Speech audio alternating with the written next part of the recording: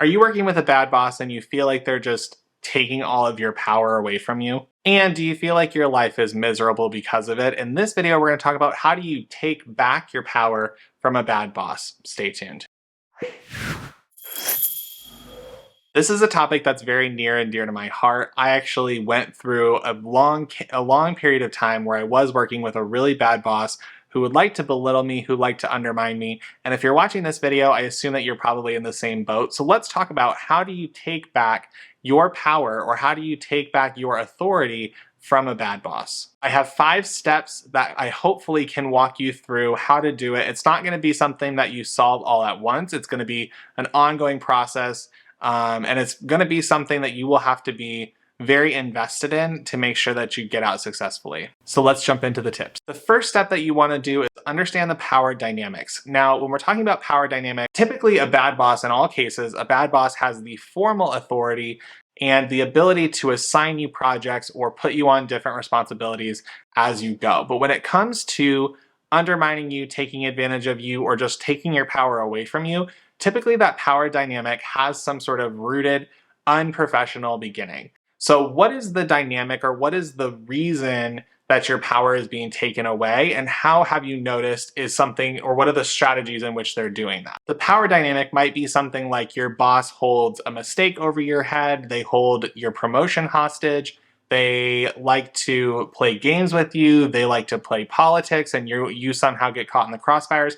What are the ways in which your power dynamic has shifted in your boss's favor? What is the biggest way that they undermine you, or they take advantage of you, or they just cut you down in a way that makes it really hard for you to get back up? Now, once you understand that, the second thing that you want to do is set boundaries. If you know that your supervisor is holding, let's say, a promotion hostage, or they like to play games with you, or they like to get you involved in office politics that you have nothing to do with, you want to make sure that you're able to set professional boundaries and make sure that this is something that's communicated clearly and is followed through and enforced on your side. You don't always have to go to your supervisor and say, I'm setting these boundaries, but let's say that your supervisor says that you need to be working 60 hours a week instead of 40, then you can have that conversation and say, if you want me to work 60 hours a week, I need to know specifically what are the outcomes that you're looking for, why they can't be completed in 40 hours, and how am I going to be compensated because of working overtime, things like that.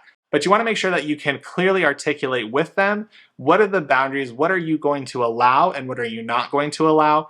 Once you identify what's the power dynamic, or what is the thing that your supervisor has over you, you can decide where is the line, and you can enforce when they step over that line. Step 3 is to communicate assertively. If you can make sure that you're reinforcing your boundaries and you're making sure that whenever you're communicating with your supervisor that they know that you are holding your own, a lot of times that will regain a lot of your power back, is if you can just kind of shift the power dynamic just slightly and let your supervisor know that you are not someone who's going to be getting pushed around because you have taken a step back and you said, these are my boundaries, this is what I believe in, and then you can communicate that clearly, you can communicate that assertively, not rudely. You don't want to be a jerk about it, but you want to make sure that your supervisor knows that where your line is something that you are going to defend and something that is important to you. So if you can communicate assertively and make sure that they are aware of that, you're going to be getting a lot of that power back. Number 4 is stand up for yourself, especially in a professional manner. If your supervisor says something about you, let's say in a meeting that's incorrect, or you hear something from someone, you want to make sure that you can stand up for yourself whenever it is required. It doesn't necessarily mean that you need to go over and create a whole scene anytime you hear a rumor about yourself.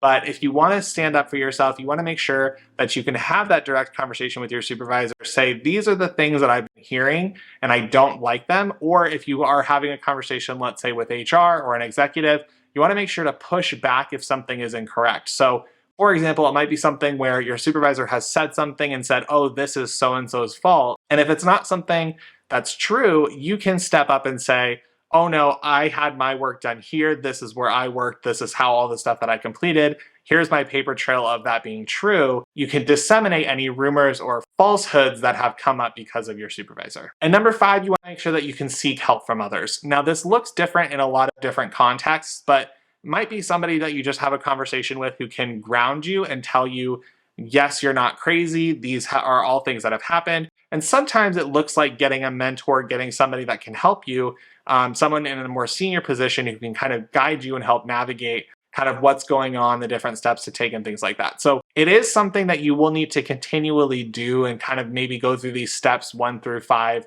more than once. But as you start going and as you start kind of setting up professional boundaries and holding your own and making sure that you have people that are with you who are kind of walking you through problem solves and things like that, you're going to see that you're going to be getting a lot of that power back. And if there's something else that you're wondering about that I didn't cover in this video, make sure to leave a comment below. Is there anything else that you want to know about when it comes to getting your power back from your boss? Anything that I didn't cover, make sure to leave a comment below. And if this video is helpful, please leave a thumbs up. It really means a lot to me. And with that, I will see you on the next one.